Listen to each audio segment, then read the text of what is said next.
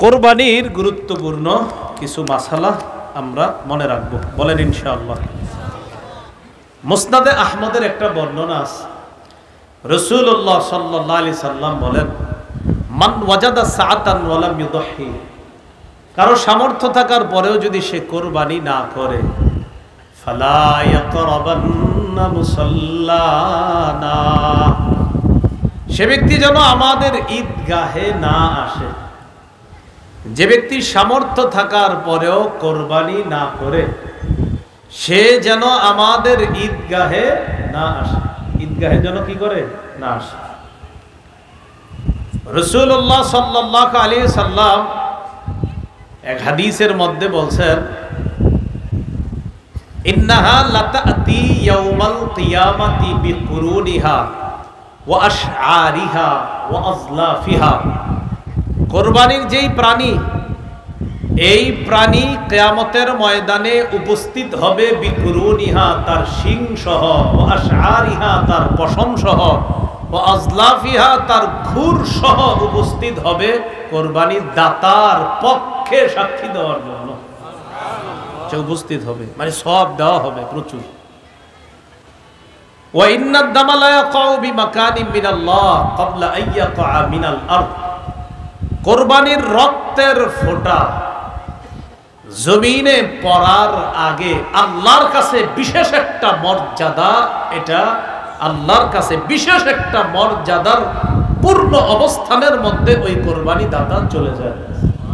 এই আমলটার আলাদা একটা মর্যাদা হয়ে যায় আল্লাহর কাছে, রক্তের আলাদা একটা মর্যাদা আল্লাহর কাছে হয়ে যায়। রক্তের ফোঁটা জমিনে পড়ার আগেই আল্লাহর কাছে বিশেষ একটা মর্যাদা পূর্ণ রক্ত হয়ে যায়, সেটা হলো কোরবানির রক্ত। কিসের রক্ত বলেন তো? কোরবানি। তিরমিজির 1507 নম্বর হাদিসে আছে, রাসূলুল্লাহ সাল্লাল্লাহু আলাইহি সাল্লাম বলেন, মা আমিলা আদামিয়ুন মিন আমাল ইয়াউমান নাহরি আহাব্বা ইলাল্লাহ মিন ইহরাকিদ দাম। 10 জিলহজ আদম সন্তান যে আমল করে, রক্ত প্রবাহিত করার চাইতে উত্তম আমল আর করতে পারে না। আল্লাহকে খুশি করার জন্য প্রাণীর রক্ত প্রবাহিত করাটা কোরবানির দিন আল্লাহর কাছে সবচেয়ে পছন্দনীয় আমল, সবচেয়ে পছন্দনীয় আমল। যাদের সামর্থ্য আছে তারা কোরবানি দিব, বলেন ইনশাআল্লাহ। প্রশ্ন, কার উপর কোরবানি ওয়াজিব? সুস্থ মস্তিষ্ক সম্পন্ন বালেগ মুসলমান যার কাছে 7.5 ভরি স্বর্ণ, 52 তোলা রূপার সমপরিমাণ টাকা, 10, 11, 12 জিলহজ সূর্যাস্ত পর্যন্ত যদি কারো কাছে 7.5 ভরি স্বর্ণ অথবা 52 তোলা রূপার সমপরিমাণ অর্থ থাকে, তার উপর কোরবানি ওয়াজিব।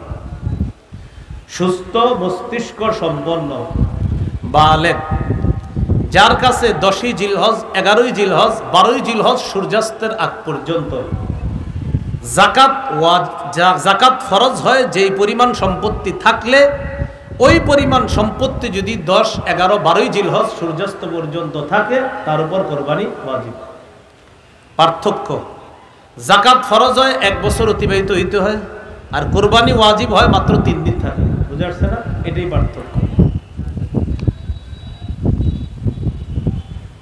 আল্লাহ, নেসাবের মেয়াদ, ওই নেসাবের মেয়াদ এটা বলে ফেলছি। প্রশ্ন, নেসাবের মেয়াদ কতদিন? এটা বলে ফেলছি। নেসাবের মেয়াদ ওই যে 3 দিন, 10, 11, 12, মানে কি নেসাব? কোরবানির নেসাব। আর জাকাতের নেসাব তো আপনার 1 বছর অতিবাহিত হবে এরপর, তো এটার নেসাব মাত্র 3 দিন, 10, 11, 12। প্রশ্ন, কোরবানি মোট কতদিন করা যাবে? 10, 11, 12 সূর্যাস্ত পর্যন্ত, 10, 11, 12 জিলহজ সূর্যাস্ত পর্যন্ত কোরবানি করা যাবে। প্রশ্ন, নাবালেগ শিশু কিশোর তদ্রূপ যে সুস্থ মস্তিষ্ক সম্পন্ন নয়, সে যদি নেসাবের মালিক হয়, তার উপর কি কোরবানি ওয়াজিব? না, তার উপর কোরবানি ওয়াজিব না। নাবালেগের নেসাব পরিমাণ মালাস, কোরবানি ওয়াজিব না। সুস্থ মস্তিষ্ক সম্পন্ন নয় এক ব্যক্তি, তার নেসাব পরিমাণ মালাস, তার উপর কোরবানি ওয়াজিব না। প্রশ্ন, যে ব্যক্তি কোরবানির দিনগুলোতে মুসাফির থাকবে, তার উপর কি কোরবানি ওয়াজিব? 48 মাইল অথবা 78 কিলোমিটার, 48 মাইল অথবা 78 কিলোমিটার এই পরিমাণ দূরত্বে যাওয়ার নিয়ত করে কেউ মুসাফির হয়েছে আপনার, এই মুসাফিরের উপর কোরবানি ওয়াজিব নয়। কোরবানির দিনগুলোতে উনি যদি মুসাফির থাকে তার উপর কোরবানি ওয়াজিব নয়। প্রশ্ন, নাবালকের পক্ষ থেকে অভিভাবক কোরবানি যদি দেয় আদায় হবে কিনা? নাবালকের পক্ষ থেকে অভিভাবকের জন্য কোরবানি দেওয়া ওয়াজিব না। যদি দেয় মুস্তাহাব আমল হবে, সওয়াব হবে। যদি দেয় মুস্তাহাব আমল, সওয়াব হবে, কিন্তু এটা ওয়াজিব না। প্রশ্ন, দরিদ্র ব্যক্তির উপর কোরবানি ওয়াজিব নয়, তারপরেও যদি সে কোরবানির নিয়তে কোনো পশু ক্রয় করে সেক্ষেত্রে কি ওয়াজিব? দরিদ্র ব্যক্তির উপর কোরবানি ওয়াজিব না, কিন্তু কোরবানির নিয়তে যদি উনি পশু ক্রয় করে তার উপর কোরবানি ওয়াজিব। দরিদ্র ব্যক্তির উপর কোরবানি ওয়াজিব না। এখন উনি মেয়ের জামাই বেড়াইতে আসবে, চিন্তা করছে আল্লাহরে খুশি করার জন্য কোরবানি করি, তো এই নিয়তে পশু কিনছে, আল্লাহরই খুশি করবে। তো যাই হোক, এরপরে আল্লাহ যদি ভাগ্যে গোস্ত দেয় মেহমানদারি করবে, এটাই তার নিয়ত। তো যাই হোক, এরকম হইতে আমি বলি ভালো নিয়তই তার। তো এই নিয়তে, ভালো নিয়তে পশু ক্রয় করছে এই দরিদ্র ব্যক্তি, তার উপর কোরবানি ওয়াজিব কিনা? পশু ক্রয় না করলে কোরবানি ওয়াজিব না, কিন্তু কোরবানির নিয়তে করে ফেললে, যদি পশু ক্রয় করে ফেলে তার উপর কোরবানি ওয়াজিব। প্রশ্ন, কেউ যদি কোরবানির দিনগুলোতে কোরবানি দিতে না পারে কি করণীয়? মন দিয়ে শুনেন। 10, 11, 12 জিলহজ সূর্যাস্তের আগ পর্যন্ত কেউ যদি কোরবানি দিতে না পারে কি করণীয়? খুব ভালো করে আমার দিকে তাকান, তাহলে বুঝবেন। 10, 11, 12 জিলহজ এই 3 দিন অতিবাহিত হওয়ার পর আমি বুঝতে পারলাম আমার উপর কোরবানি তো ওয়াজিব, এরপরে আমি দেই নেই, অলসতাবশত হোক, যে কোনো কারণে হোক দেই নেই। আল্লাহ হেফাজত করুন, নাউজুবিল্লাহ, এরকম কাজ যেন না করি। বোঝানোর জন্য আমার ছাড়ার উপায় নেই, এই জন্য বুঝাইতেছি। এখন কথা হলো 10, 11, 12 এই 3 দিন যদি আমি পশু ক্রয় করে না থাকি, কোরবানি দেই নেই আর পশু কিনি নেই, পশু ক্রয় করে না থাকলে পরবর্তীতে একটা কোরবানির যোগ্য ছাগল পরিমাণ মূল্য সৎকা করে দিতে হবে। যদি পশু ক্রয় করে না থাকি তাহলে কোরবানির যোগ্য ছাগল পরিমাণ মূল্য সৎকা করে দিতে হবে। আর যদি পশু ক্রয় করে থাকি কিন্তু অলসতা বশত বা কোনো কারণে এই 3 দিন কোরবানি করি নাই, তাহলে ওই পশুটাই সৎকা করে দিতে হবে। সেটা ওট হোক, গরু হোক, ছাগল হোক, যা হোক। ভাই একটু বুঝে আসছে সবার? এবার বুঝেন। ঘটনাচক্রে 13 তারিখ আমি জবাই করে ফেলছি, 13 তারিখ জবাই করে ফেলছি। ওয়াজিব ছিল কবে? 10, 11, 12, এখন 13 তারিখ জবাই করছি। যদি জবাই করে থাকি তাহলে ওই গোস্তটা সৎকা করে দিতে হবে। জবাই করা ঠিক হয় নাই আমার, কিন্তু জবাই করে ফেললে গোস্তটা সৎকা করে দিতে হবে। এই মাসালাটা কি সবাই বুঝছেন? এই দিক থেকে জি বলে নাই। আমি আবার বলছি, আব্দুর রহমান নামে একজন, তার উপর কোরবানি ওয়াজিব। 10, 11, 12 এই 3 দিন কোরবানি দেয় নেই। এখন যদি সে পশু ক্রয় করে না থাকে তাহলে পরবর্তীতে কোরবানির যোগ্য একটা ছাগল পরিমাণ মূল্য সৎকা করে দিতে হবে। আর যদি পশু ক্রয় করে থাকে তো ওই পশুটাকেই সৎকা করে দিতে হবে।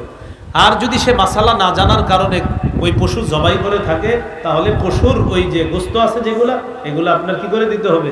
সৎকা করে দিতে হবে। প্রশ্ন, প্রথম দিন থেকে কোরবানি করা কখন থেকে উত্তম? বাস ঈদের নামাজের পর থেকে। আগে আগে ঈদের নামাজ পড়বেন, আগে আগে ঈদের নামাজ পড়ে আগে আগে কোরবানি করবেন, এটাই উত্তম। ফজরের পরে কোরবানির ঈদের নামাজ বেশি বিলম্ব না করা। এত বিলম্ব করে আমাদের দেশ। এখন তো 4:40 ফজর হয় মিরপুর, আমি যেদিকে থাকি ওখানে 4:40, এদিকে এরকমই হবে মনে হয়, 4:40 বা 5 মিনিট এদিক সেদিক হবে।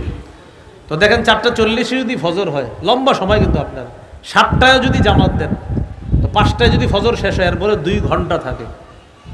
তো যাই হোক, এটা বললাম আর কি। উত্তম হলো তাড়াতাড়ি ঈদুল আজহার নামাজ পড়া আর তাড়াতাড়ি কোরবানি করা। আল্লাহ আমাদের সকলকে এই সুন্নাহগুলোও জিন্দা করার তৌফিক দান করেন। রাতে কোরবানি করা যাবে কিনা? রাতে কেউ যদি 10 তারিখ রাতে কোরবানি করে আদায় হয়ে যাবে। কেউ যদি 11 তারিখ রাতে কোরবানি করে আদায় হয়ে যাবে। তবে অনুত্তম, কাজটা ঠিক হয়নি, মানে ভালো হয়নি, অনুত্তম কাজ হয়েছে। 10 তারিখ রাতে যদি কেউ কোরবানি করে হয়ে যাবে, অনুত্তম হয়েছে। 11 তারিখ রাতে যদি কেউ কোরবানি করে হয়ে যাবে, কাজটা সুন্দর হয়নি। দেখি বুঝে থাকলে আলেম ছাড়া অন্যরা বলেন 12 তারিখ রাতে করলে হবেই না। কারণ 12 তারিখ রাতে তো আর টাইমই নেই। তাহলে 10, 11, 12 সূর্যাস্তের আগ পর্যন্ত, তাহলে 10 তারিখ 11 তারিখ রাতে যদি কেউ করে হয়ে যাবে, কিন্তু আপনার কাজটা সুন্দর হয়নি।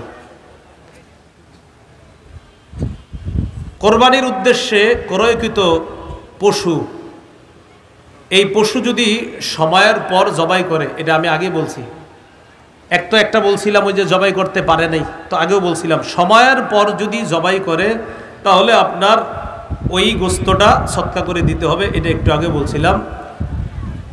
আল্লাহ আল্লাহ আমাদেরকে বোঝার তৌফিক দান করেন।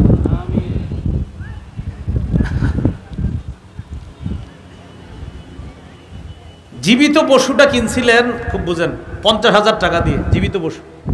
এখন এই পশু আপনি ভুলে জবাই করে ফেলছেন। এখন জবাই করার পরে গোস্ত মাপার পরে দেখেন কি এই পশুর গোস্তের দাম হয় 45,000, কিনছেন কত দিয়ে? 50,000। এখন ওই যে আপনি ভুল করে জবাই করছেন, এখন গোস্তগুলা দেখছেন যে বাজারের রেট অনুযায়ী এই 45,000 টাকা আছে গোস্তের দাম, গরু কিনছেন কত দিয়ে? ওই আরো 5,000 টাকাও সৎকা করবেন, গোস্ত সৎকা করবেন, আর ওই যে 5,000 টাকা এটাও সৎকা করবেন। হ্যাঁ, বুঝেছেন কথাটা? আপনি কিনছেন, কেনার পর এখন ভুল কইরা জবাই করেন নাই, কোরবানির দিন চলে যাওয়ার পর জবাই করছেন, জবাই করার পর এখন গোস্ত সৎকা করে দিবেন। তো গোস্ত সৎকা করতে গিয়ে কি হয়েছে, আপনার গোস্তরগুলা দেখছেন যেই পরিমাণ গোস্ত, এই পরিমাণ গোস্তের মূল্য হয়েছে 45,000, আর গরু কিনছিলেন 50,000 টাকা দিয়ে, আরো 5,000 টাকা শর্ট, এই 5,000 টাকা সৎকা করে দিবেন, গোস্ত সৎকা আরো 5,000 সৎকা করবেন। আপনি কেন করলেন না 10, 11, 12? এটা আপনার জন্য পানিশমেন্ট। হ্যাঁ, কোন কোন পশু দ্বারা কোরবানি করা যাবে? ওট, গরু, মহিষ, দুম্বা, ভেড়া ইত্যাদি, এগুলো দ্বারা কোরবানি করা যাবে। কোরবানি করার ক্ষেত্রে যেসব পশু কোরবানি করা যাবে সেক্ষেত্রে নর নারী হলে কি সমস্যা আছে? না, সমস্যা নেই। গরু, গাবি, ছাগল, ছাগি, কোনো সমস্যা নেই। নতুন 2-3 বছর ধরে একটা স্লোগান উঠছে যে খাসি দিয়ে কি কোরবানি হবে কিনা, এই জাতীয় আরো কিছু বিষয় উঠছে। বিষয়গুলো এমন না, নর নারী উভয়টা দিয়ে কোরবানি হবে। পশুর বয়স সীমা কত? ওট কমপক্ষে 5 বছর, গরু কমপক্ষে 2 বছর, ছাগল কমপক্ষে 1 বছর, ভেড়া দুম্বাও 1 বছর। মন দিয়ে শুনেন, ভেড়া দুম্বাও 1 বছর। বলেন, ভেড়া দুম্বাও, ছাগল। হ্যাঁ, ভেড়া দুম্বা 6-7 মাস হওয়ার পরে দেখতে যদি 1 বছরের মতো হৃষ্টপুষ্ট মনে হয়, হয়ে যাবে। ভেড়া দুম্বা, শুধু ভেড়া দুম্বা, এটা যদি 1 বছরের মতো মনে হয়, 6-7 মাস পরে 1 বছরের মতো হৃষ্টপুষ্ট মনে হয়, এটার দ্বারা হয়ে যাবে, জায়েজ হয়ে যাবে। হ্যাঁ, প্রশ্ন, এক পশুতে শরীকের সংখ্যা? ওট, গরু, মহিষে 7 জন শরীক হতে পারবে। ওট, গরু, মহিষে কয়জন শরীক হতে পারবে? 7 জন। সহিহ মুসলিমের টন টনে সহিহ হাদিস এবং তিরমিজির টন টনে সহিহ হাদিস।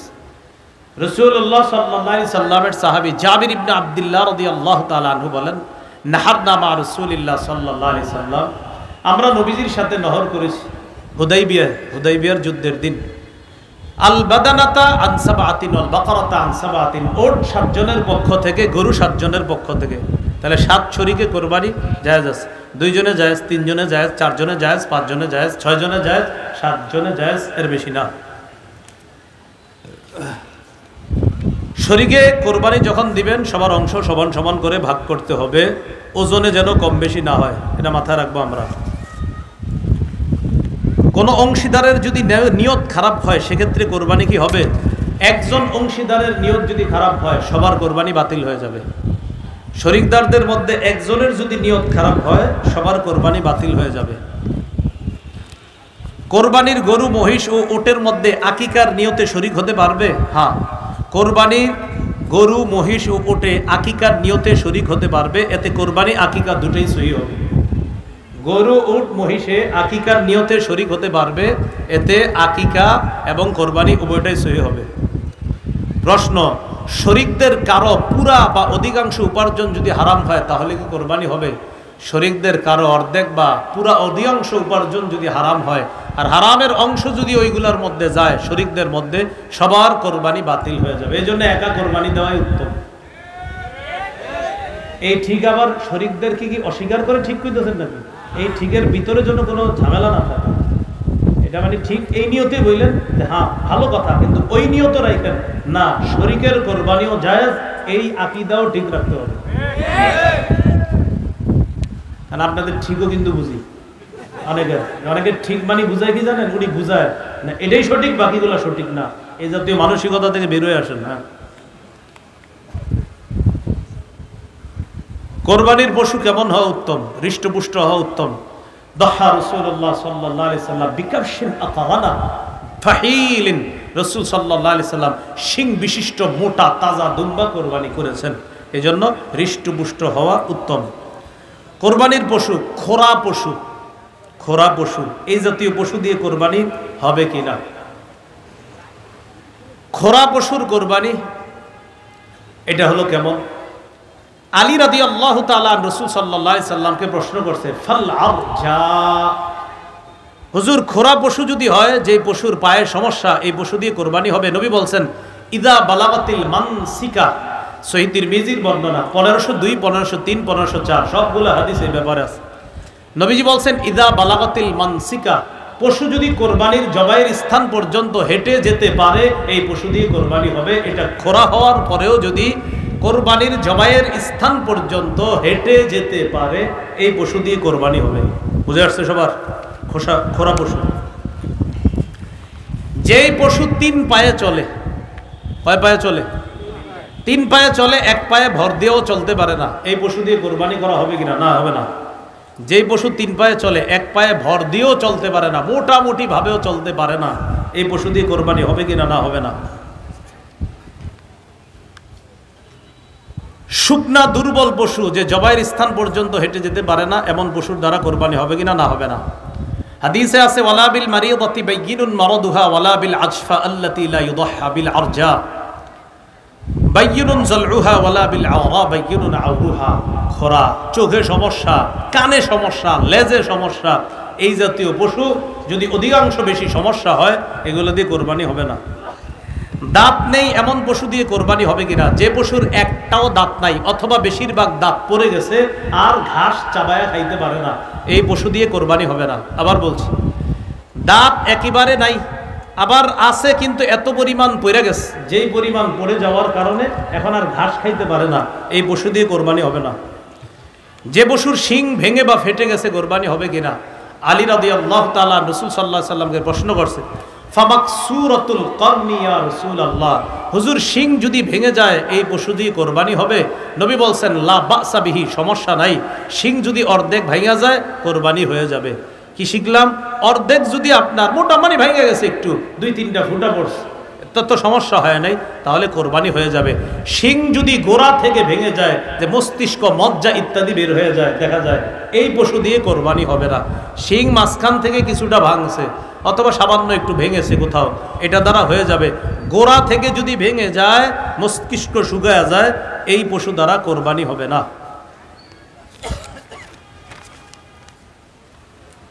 প্রশ্ন, কান কাটা লেজ কাটা পশু দিয়ে কোরবানি হবে কিনা? কি কাটা? কান কাটা, লেজ কাটা। কান যদি অর্ধেকের বেশি কাটা থাকে, লেজ যদি অর্ধেকের বেশি কাটা থাকে, পশু দিয়ে কোরবানি হবে না। কান যদি অর্ধেকের বেশি কাটা থাকে, লেজ যদি অর্ধেকের বেশি কাটা থাকে, এমন পশু দিয়ে কোরবানি হবে না। তাহলে বিপরীতটা এবার শিখানি আমরা। লেজ যদি অর্ধেকের বেশি ভালো থাকে, কান যদি অর্ধেকের বেশি ভালো থাকে, এই পশু দিয়ে কোরবানি হবে। অর্ধেকের বেশি কান ভালো, অর্ধেকের বেশি লেজ ভালো হবে। এবার আপনারা জবাব দেন, অর্ধেকের বেশি কানও ভালো না, অর্ধেকের বেশি লেজও ভালো না, কোরবানি? অন্ধ পশুর কোরবানি, যে পশু 2 চোখ দিয়ে দেখে না, এই পশু দিয়ে কোরবানি হবে না। অথবা 2 চোখ আছে, 1 চোখ দিয়ে মোটেই কিচ্ছু দেখে না, এই পশু দিয়ে কোরবানি হবে না। নতুন পশু কিনছেন, কেনার পর হারায় গেছে, নতুন পশু কিনছেন, কেনার পর হারায় গেছে। এই নতুন পশু কিনছে একজন ধনী মানুষ, আব্দুর রহমান ধনী মানুষ, আব্দুর রহিম গরিব মানুষ। আব্দুর রহমানও নতুন পশু কিনছে কোরবানি দেওয়ার জন্য, একটা ঠিক আছে, ওয়াজিব। আব্দুর রহিমের উপর ওয়াজিব ছিল না, এরপরেও কিনছে, এর উপরও ওয়াজিব। এখন হারায় গেছে পশু, আব্দুর রহমানেরটা হারাইছে, আব্দুর রহিমেরটা হারাইছে। আব্দুর রহিম আরেকটা কিনা জরুরি না, লা ইউকাল্লিফুল্লাহু নাফসান ইল্লা উসাহা, আল্লাহ সাধ্যের বাইরে চাপায় দেয় না। তো আব্দুর রহমান কি করছে? আরেকটা কিনছে। কেনার পর আব্দুর রহমান আরেকটা কিনছে, ধনী মানুষ। গরিব আব্দুর রহিমও কি করছে? উনিও আরেকটা কিনছে। ওনার উপর আরেকটা কিনা জরুরি ছিল না, কিন্তু কিনছে। কেনার পর এখন হারিয়ে যাওয়া পশুটা আবার ফিরে আসছে। আব্দুর রহমান ধনী, তার পশু ফিরে আসছে। আব্দুর রহিম দরিদ্র, তারটাও ফিরে আসছে। আব্দুর রহমান ধনী মানুষ, যে পশু কেনার পর হারিয়ে গেছে, হারিয়ে যাওয়ার পর আরেকটা কিনছে, কেনার পর হারিয়ে যাওয়া পশুটা ফিরে এসেছে। চোরে আইসা কয় আমি তবা করে ভালো হয়ে গেছি, আপনার পশুটা নেন, ভুল হয়ে গেছে, তো পশু ফিরে পেয়েছে। এক্ষেত্রে ধনী আব্দুর রহমানের জন্য দুটি পশুর একটাকেই কোরবানি করলে হয়ে যাবে, ধনী। আর ওই গরিব আব্দুর রহিম দুইটা কিনছে, প্রথম একটা কিনছে, কেনার পর হারাইছে, তো আরেকটা কিনছে, কেনার পর হেডটাও আবার ফিরে আসছে, হারায়া যাওয়াটা, হে দুটোটাই কোরবানি করতে হবে। দুটোটা কি করতে হবে? মানে এর দুটোটাই ওয়াজিব করছে, এর উপর ওয়াজিব ছিল না।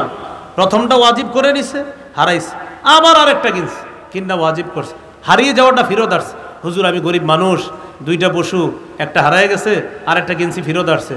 আপনি গরিব, আপনি তো কোরবানি তো ওয়াজিব ছিল না, শখে কিনছিলাম, তো আরেকটা কিনছেন কেন? হারায় গেছে এই জন্য। যে শরীয়ত আপনাকে বাধ্য করে নাই কেনার জন্য, কিনছেন, দুটোটাই কোরবানি দিতে হবে, দুটোটা ওয়াজিব করে নিয়েছেন।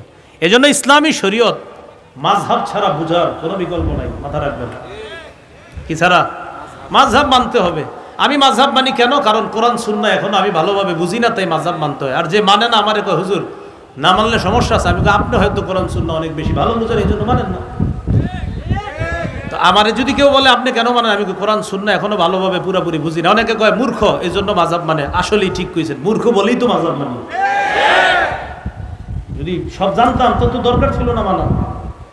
আর যিনি বলে মাশাআল্লাহ উনি তো সব জানে দেখেই উনি মানে না, এটাই আমরা ভালো ধারণা রাখি।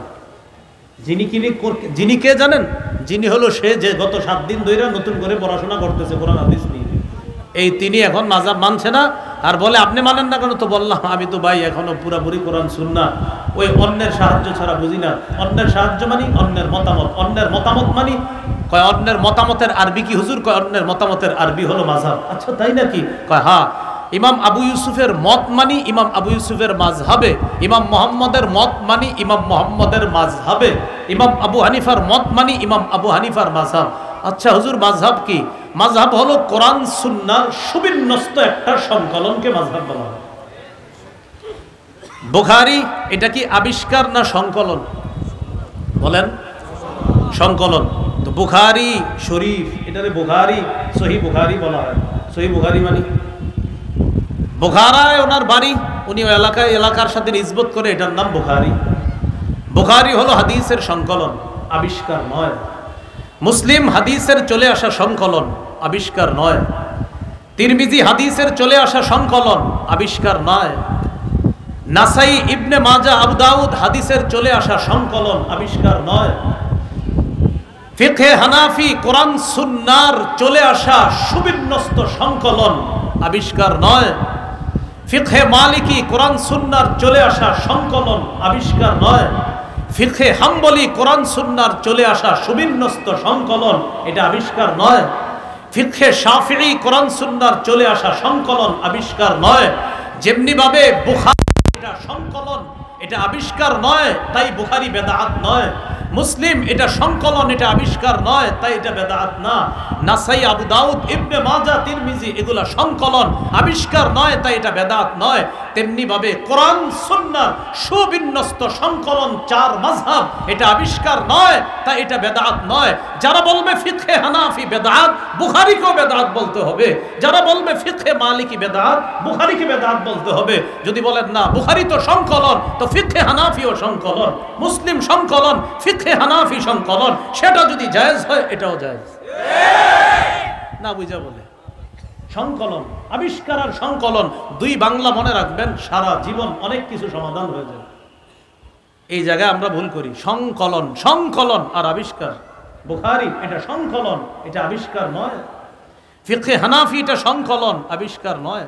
কোরআন সুন্নাহর সুবিন্যস্ত সংকলন, মনে রাখবেন। তা আপনি কোরআন সুন্নাহর সুবিন্যস্ত সংকলন হানাফি ফিক কেন মানেন? কারণ আমি এখনো পারি না পুরোপুরি, তাই। আর যে মানে না কেন? উনি সব পারে পুরোপুরি, তাই মানে না। 7 দিন পড়াশোনা করতে, কয়দিন? সব আল্লাহ তাআলা দিয়ে দিছে, এই জন্য মানে। আল্লাহ বুঝার তৌফিক দান করুন। তো বলছিলাম হারিয়ে যাওয়া পশু মাযহাব যদি না মানেন, এই মাসালা আপনার মাথায় ঢুকবে কেমনে? প্রশ্ন, গর্ভবতী পশু, যেই পশু গর্ভবতী হয়ে গেছে, পেটে বাচ্চা আছে, এই পশু দিয়ে কোরবানি হবে কিনা? হয়ে যাবে কোরবানি। কোরবানি কি হবে? হয়ে যাবে। যদি সন্তান প্রসব আসন্ন হয়, যে তাড়াতাড়ি কি 2 দিনের মধ্যে হইতে পারে প্রসব, আর কোরবানিও সময় ঘনিয়ে গেছে, এক্ষেত্রে এই পশু দিয়ে কোরবানি করা মাকরুহ। অন্য আরেকটা পশু দিয়ে কোরবানি করেন, এটা দিয়ে না করা ভালো, এটা দিয়ে না করা ভালো। হ্যাঁ, জবাই করার পর যদি দেখেন বাচ্চা জীবিত, ওটারও কোরবানি করে দিবেন, জবাই করে দিবেন। হ্যাঁ, তিরমিজির বর্ণনায় আসছে, ওটারও জবাই করার কথা আসছে তিরমিজিতে। কোরবানির নিয়তে ভালো পশু কিনছেন, কেনার পর এমন দোষ দেখা গেছে, যে দোষগুলো এতক্ষণ বলছি, কানা, অন্ধ, লুলা, যেই দোষের কারণে কোরবানি হয় না, কেনার পরে দোষগুলো ধরা পড়ছে, এখন কি করবেন? তো কি করবেন? কোরবানি হবে না এটা দিয়ে, আরেকটা কিনবেন। কেনার পর দোষ ধরা পড়ছে, এটা দিয়ে কোরবানি হবে না, আরেকটি পশু ক্রয় করতে হবে। পশুর বয়সের ব্যাপারে ক্রেতাগণের অভ্যাস হলো, ও বলবে আপনাকে এটার বয়স 25 মাস, এটা 26 মাস এই গরু। আপনি বলবেন ভাই সত্যি করে বলেন, 2 বছর কিন্তু হইতে হবে গরু। হুজুর বিশ্বাস করেন, 14 গোষ্ঠীর কসম, 25 মাস, কথার কথা। এখন আপনি যদি কিনে আনেন, আনার পর আপনি তাকে বিশ্বাস করে কিনে আনে, এটা যদি কোরবানি করেন, কোরবানি হয়ে যাবে। তার কথা বিশ্বাস করে এটা কোরবানি করলে কোরবানি হয়ে যাবে। এই জন্য ক্রেতা ভাই যারা আছে, আমরা মিথ্যা কথা না বলি বয়সের ক্ষেত্রে। পশুর বন্ধা পশু, এটা দিয়ে কোরবানি হবে কিনা? বন্ধা পশু, হ্যাঁ, বন্ধা পশু দিয়েও কোরবানি হয়ে যাবে। কোরবানির পশু জবাই করা উত্তম কে? যার পশু সে জবাই করা উত্তম। যিনি পশু কোরবানি করবে, যার পশু তিনি জবাই করা উত্তম। জবাইয়ে একাধিক ব্যক্তি যদি শরীক হয়, সেক্ষেত্রে বিসমিল্লাহ কি উভয় বলতে হবে? জি, দুইজনেই বিসমিল্লাহ বলতে হবে। বিসমিল্লাহি আল্লাহু আকবার উভয় বলতে হবে। প্রিয় কসাই সাহেব যারা থাকবে, এদেরকে বলবেন, এরা পরে ছুরি নিয়ে আবার চালায়। মালিক যারা থাকবেন বলবেন, এই বিসমিল্লাহ আল্লাহু আকবার বলো, এটা বলাবে। অনেক সময় দেখবেন বলে না। কোরবানির পশুর খাল, চামড়া ইত্যাদি ছিলানো শুরু করা কখন উত্তম? পশু পুরোপুরি নিস্তেজ হওয়ার পরে এই পশুর খাল, চামড়া ইত্যাদি এটা করা উত্তম। অনেক ক্ষেত্রে দেখা যায় এখনো নিস্তেজ হয় না, বাস শুরু করে দিছে, অলরেডি শুরু করে দিছে, এটা নিস্তেজ হবে। হ্যাঁ, নিস্তেজ হওয়ার আগেও যদি কেউ করে, মাকরুহ হয়ে যাবে, নাজায়েজের কিছু না, মাকরুহ হবে, কিন্তু নিস্তেজ হওয়া পর্যন্ত অপেক্ষা। প্রিয় ভাইয়েরা, আমার কথা হলো, যেহেতু আল্লাহরে খুশি করার জন্য কোরবানি করব, এই আমলে কোনো মাকরু কাজও আমরা করব না। আল্লাহরে খুশি করবো কেন? আমি জেনে শুনে মাকরু করবো। এই জন্য কসাইকে বলবো, ভাই একটু পরে শুরু করেন।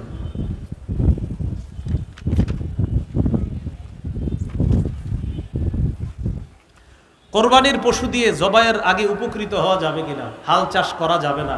কেউ যদি করে থাকে দেশ গ্রামে, বলে দিবেন যে পরিমাণ হাল চাষ করছো, এই পরিমাণ হাল চাষ করলে কত টাকা পারিশ্রমিক আসে, এই পরিমাণ টাকা সৎকা করে দিতে হবে।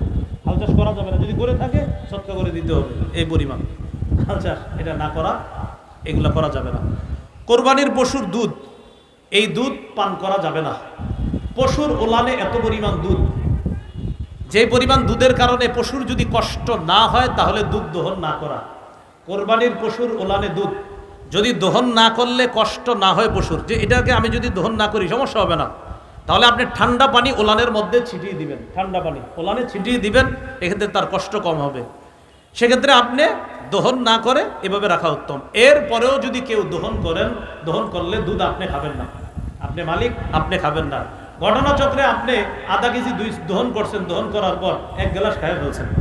খাওয়ার পর গাজীপুর আপনার 27 মাদ্রাসার মোতায়েম সাহেবের কাছে গিয়ে জিজ্ঞাসা করছেন, হুজুর আমি তো 1 গ্লাস দুধ খেয়ে ফেলছি, আমি তো মাসালা জানতাম না, মানুষে বলাবলি করতেছে দুধ খাওয়া নাকি ঠিক হয় নাই। তখন হুজুর আপনাকে বলবে, 1 গ্লাস পরিমাণ দুধের মূল্য যত হয় এই টাকাটা আপনি সৎকা করে দেবেন। 1 গ্লাস দুধের মূল্য যত হবে এই পরিমাণ টাকা সৎকা করে দিতে হবে। আপনার খাওয়াটা কি হয় নাই? ঠিক হয় নাই। হ্যাঁ,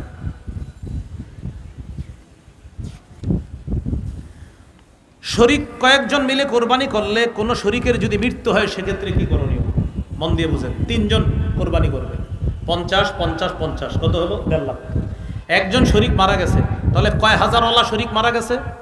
50,000। ওয়ারিশরা যদি বলে কোনো সমস্যা নেই কোরবানি করেন, ওয়ারিশরা যদি বলে সমস্যা নেই কোরবানি করেন, তো করে ফেলবে, সমস্যা নেই।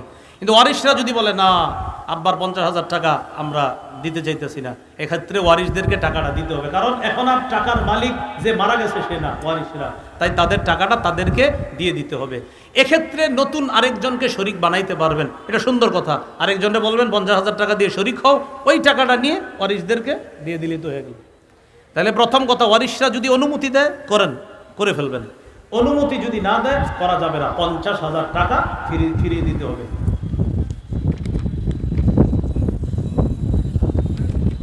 ধনী মানুষ একা পশু ক্রয় করলে পরবর্তীতে অন্য কাউকে শরিক করতে পারবে কিনা? একজন ধনী মানুষ 1 লক্ষ টাকা দিয়ে একটা পশু ক্রয় করছে, পরবর্তীতে চিন্তা করলো আমি আরেকজন একটু শরিক করি, 10, 20,000, 30 বা যেরকম বারে শরিক করি, করা যাবে কিনা? যাবে।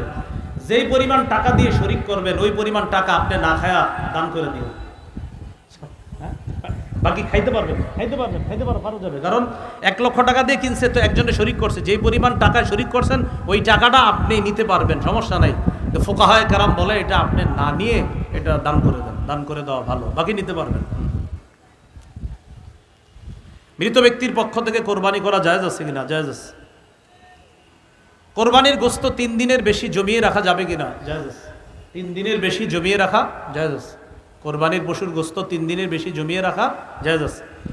কোরবানির গোশতের 1/3 অংশ গরিব মিসকিনকে, 1/3 অংশ আত্মীয় স্বজনদেরকে, আর 1/3 অংশ নিজে রাখা, এটা কি ওয়াজিব না উত্তম? এটা উত্তম। বলেন এটা কি? 1/3 অংশ গরিবকে দেওয়া উত্তম, 1/3 অংশ আত্মীয় স্বজনকে দেওয়া উত্তম। এটা ওয়াজিব না, এটা উত্তম। কেউ যদি না দেয় তাকে নিন্দা তিরস্কার করা যাবে না। বাকি এক্ষেত্রে আপনাদের উদ্দেশ্য পরামর্শ হলো কৃপণতা না করে দিয়েন। কেউ যদি না দেয় তাকে তিরস্কার করা যাবে না, আমিও তিরস্কার করছি না, বাকি শুধু এজন্য বলছি কৃপণতা না করে গরিবদেরকে দিয়েন, আত্মীয় স্বজনদের কাছেও পাঠায়েন। যদি না পাঠান আপনাকে তিরস্কার করা হবে না, বাকি বলছি আপনি একটু কৃপণতা না করে দিয়েন। আল্লাহ তৌফিক দান করেন। কোরবানির গোশত কখন খাওয়া উত্তম? কোরবানির দিন 10ই জিলহজ যিনি কোরবানি দিবে তিনি সর্বপ্রথম কোরবানির গোশত দিয়ে শুরু করা উত্তম। কোরবানির দিন 10ই জিলহজ যিনি কোরবানি দিবে ওই দিন সর্বপ্রথম কোরবানির গোশত দিয়ে তার খাবার খাওয়াটা উত্তম। এই সুযোগ সুবিধা 11 তারিখ 12 তারিখের জন্য না, এটা শুধু 10 তারিখের জন্য। আবার বলছি, কোরবানি তো 11 তারিখেও হয়, 12 তারিখেও হয়। কেউ যদি 12 তারিখে দেয় সে প্রথম গোশত খাবে, এই সুন্নত না, এটা না। এই সুন্নত শুধু 10 তারিখে। 10 তারিখে প্রথম যে কোরবানি করবে সে প্রথম গোশত খাবে, এটা হলো 10 তারিখের সুন্নত, 11 বা 12 তারিখের সুন্নত নয়।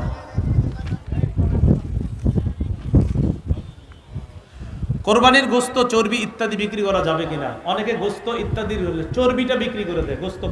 গোশত বিক্রি করা যাবে না, চর্বিটা বিক্রি করা। নাউজুবিল্লাহ পড়েন। চর্বি বিক্রি করা যাবে না, গোশত বিক্রি করা যাবে না। কোরবানির চর্বি বিক্রি করা যাবে না, গোশত বিক্রি করা যাবে না। কোরবানির চামড়াটাও বিক্রি না করে মাদ্রাসায় দিয়ে দেন, এতিমদেরকে দিয়ে দেন, অসহায়দেরকে দিয়ে দিবেন। বলেন ইনশাআল্লাহ। কোরবানির পশুর চামড়াটা এটাও বিক্রি করবেন না, এটা দিয়ে দেন, মাদ্রাসাওয়ালাদের কাজে লাগবে, এতিমদের কাজে লাগবে। এক্ষেত্রে একটা কথা, আপনারা অনেক সময় এমন মানসিকতা রাখেন, ছাত্ররা কোরবানির দিন এখানে দেখেন, অনেক কোটিপতির সন্তানরাও কোরবানির দিন মাদ্রাসায় থাইকা কাজ করে। কোটিপতির সন্তান, তা আপনি কেন মাথায় নেন না? কোটিপতির সন্তানের কি দরকার কোরবানির দিন মাদ্রাসায় থাকা? সেও ইখলাসের সাথে থাকে। কেন? তার অসহায় গরিব ভাইয়েরা আছে মাদ্রাসায়, তাদেরকে খেদমত করার জন্য ওই কোটিপতির সন্তানও কোরবানির দিন মাদ্রাসার জন্য কাজ করে। তো এই জন্য আপনারা এটা মাথায় নিয়েন না যে এই পোলাপানগুলা কোরবানির দিন যারা কাজ করে মন থেকে করে। আপনি খোঁজ নিয়ে দেখবেন অনেক সন্তান আছে যার বাবার 30টা 40টা দোকান আছে, যার বাবা 400-500 মণ ধান পায়। সে কেন আছে? সে মহব্বতে আছে, ইখলাসের সাথে আছে, তার দ্বারা মাদ্রাসার কাজ হবে এই জন্য সে আছে, নাহলে তো তার এটা থাকা দরকার নাই এরকম। তো এই জন্য এটা মাথায় রাখবেন, এটা সত্যিকার অর্থেই এতিমদেরকে তাদের পিছনে খরচ করা হয়। এই জন্য চামড়াটা আপনারা বিক্রি না করে মাদ্রাসায় পৌঁছে দিবেন। আশেপাশের মাদ্রাসার হয়তো পোস্টার অলরেডি আপনাদের বাসার আশেপাশে চলে গেছে, তো আপনার নিকটস্থ মাদ্রাসা যেখানে আছে সেখানে আপনি দিন। তো আমি বলছি আপনি যেখানেই দেন চামড়াটা দিয়ে দেওয়ার চেষ্টা করবেন। বলি ইনশাআল্লাহ, সবাই বলি ইনশাআল্লাহ। কোরবানি যারা পশুটা আপনার কিনে এরা সব ঠিক করে, খালি চামড়ার ক্ষেত্রে গিয়ে এমন করে, ভাই 1.5-2 লাখ টাকা দিয়ে পশুটা কিনলেন, শেষে কেন এমন করেন? চামড়ার ব্যাপারে এই আপনার সামান্য একটা অংশে গিয়ে এমন আপনার আচরণ করেন যে আচরণগুলো আসলে ইসলাম সম্মত আচরণ না, এগুলো আমরা করব না। আল্লাহ তৌফিক দান করেন। কোরবানির পশু যিনি জবাই করবে তাকে জবাইয়ের পারিশ্রমিক দিবেন কিনা? দিবেনই, জবাইয়ের পারিশ্রমিক দিবেন। আপনি জবাইয়ের পারিশ্রমিকটা দিবেন। আমার বয়ান শুনে অনেকে হয়তো কমেন্ট করতে পারে যে হ্যাঁ মনে হয় এর জন্য কইছে। আমি আমার জিন্দিগিতে 2টা পশু করে মাত্র জবাই করছি, জিন্দিগিতে 2টা পশু। তার মানে আমি আমার জন্য বলছি না, এটা অধিকার, এটা সঠিক কথা, তাই বলছি। কোরবানির পশু যিনি জবাই করবে তাকে পারিশ্রমিক দিবেন, এটা হাতের কষ্ট, এটা জবাই করা অনেক কষ্টের ব্যাপার। এই জন্য যারা জবাই করবে তাদেরকে দিবেন। আর জবাই করার পরে আপনার একদম ছোট্ট একটা নোট ওঠে, ছোট্ট 1.5-2 লাখ টাকার গরু আপনার কোনো মতে হুজুর জবাই করছে যিনি কষ্ট করে, আরে আস্তে একটা নতুন 200। এটা তো আপনার শরম করা উচিত ভাই, সত্যি বলছি। হ্যাঁ, আপনার শরম লজ্জা থাকা উচিত, এটা শরম লজ্জা থাকা উচিত। এটা আমি ওই যুগের কথা বলছি যে এই যুগে আমার বেতন ছিল 5,000 টাকা। ওই যুগে আমরা যে কোরবানি দিছি, ওই কোরবানি যিনি দিয়েছেন প্রায় 10 বছর 8 বছর আগের কথা, তাদেরকেও আপনার ওই 100-200 দিয়ে দিন। ও আচ্ছা আচ্ছা আচ্ছা, সেটা আমি জানি না। আচ্ছা, যাই হোক, আপনারা এই জায়গায় একটু মহাব্বতের ইয়া রাখেন। তো এই জন্য আর এরকম 100-200 করে গাড়ি, এটা কি কোনো কথা?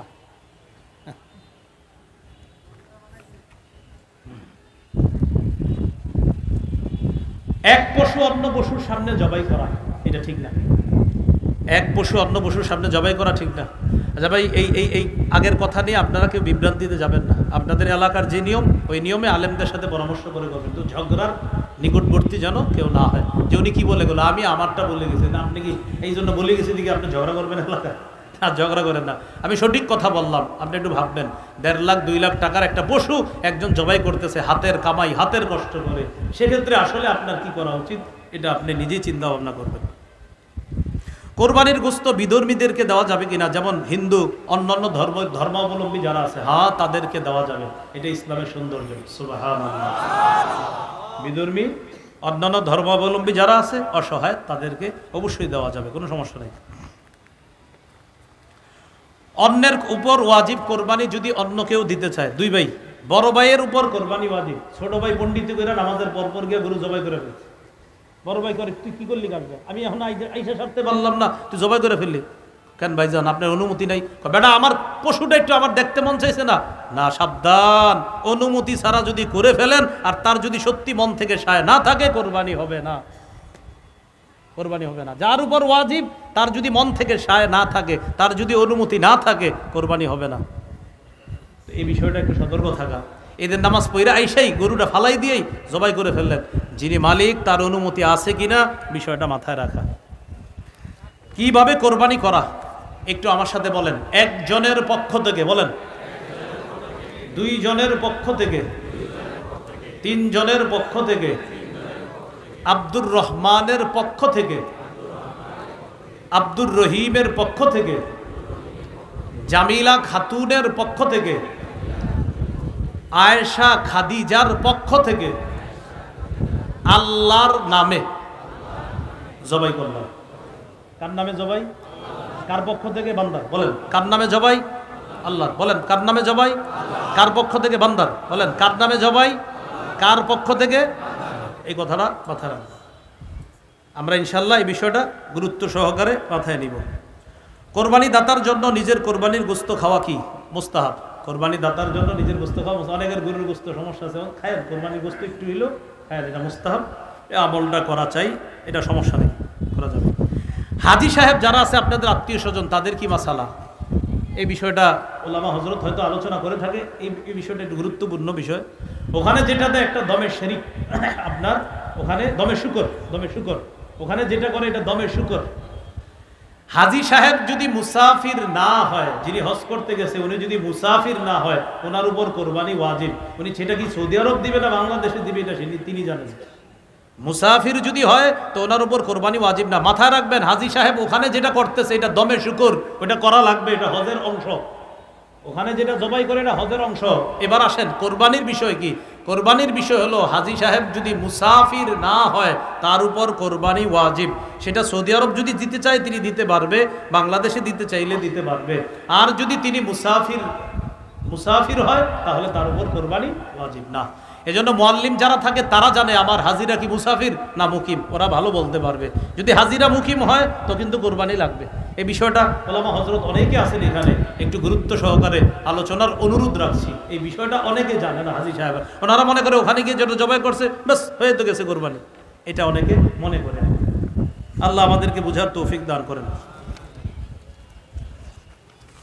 রাসূলুল্লাহ সাল্লাল্লাহু আলাইহি সাল্লামের পক্ষ থেকে কোরবানি দেওয়া কি উত্তম, বরং এটা সৌভাগ্যের বিষয়, এটা উত্তম, এটা দ্বারা কোরবানি করা এটা উত্তম কাজ, যদি করে কোনো সমস্যা নাই, করতে পারবে। কোরবানির চামড়া কোরবানি দাতা নিজেও ব্যবহার করতে পারবে, তবে অন্য কেউ যদি ব্যবহার আপনার অন্য কারো কাছে দিয়ে দেয় সেটা উত্তম। যেটা বললাম ওই যে চামড়াটা আপনি দিয়ে দিবেন, কোনো এতিম অসহায় তাদেরকে দিয়ে দিবেন। কোরবানির গোশত বিক্রি করা যাবে কিনা, যিনি কোরবানি দিবে তিনি বিক্রি করাতে পারবেন না। এতিম অসহায় দরিদ্র যারা আছে তারা আপনার, তো এটা হলো যারা এতিম অসহায় আছে আপনার তাদেরকে দেওয়ার পরে তারা যদি বিক্রি করে সেটা ভিন্ন কথা, কিন্তু যিনি কোরবানি দিবে তিনি তার কোরবানির গোশত বিক্রি করতে পারবে না। সমাজের গোশত আছে না একটা, এটা কি এদিকেও আছে? সমাজের গোশত একজন লেখছে, তার মানে মনে আছে। আরেকটা বিষয়, লেখছে মানে আপনারা ভুলেও ভবিষ্যতে লেখা দিয়ে না, আমি কিন্তু লেখা দিলে প্রশ্নের উত্তর দেওয়ার মতো সামর্থ্যবান এখনো নাই, এই জন্য তো মাযহাব মানি, আগে তো বলছি। আমাদের শামসুদ্দ আশরাফি সাহেব, রেজাউল করিম আবরার ভাই, লুৎফুর রহমান ফরাইজি সাহেব, মুফতি শফিক কাসেমি হাফিজাহুমুল্লাহ, তারা মাশাআল্লাহ যোগ্যতা রাখে, প্রশ্ন দিবেন সাথে সাথে।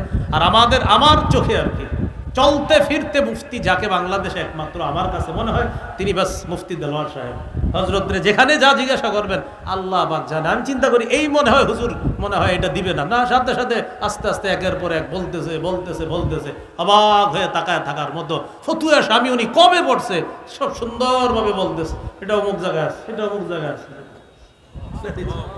হুজুর একদম অদ্বিতীয়, আমি নাউজুবিল্লাহ অন্যদেরকে ছোট করছি না, মানে আমার কাছে হুজুরের অদ্বিতীয় মনে হয়, বিশেষ করে সরাসরি প্রশ্নের উত্তরের ক্ষেত্রে আমাদের মুফতি দেলোয়ার সাহেব, হযরতের হায়াত আল্লাহ বরকত দান করেন।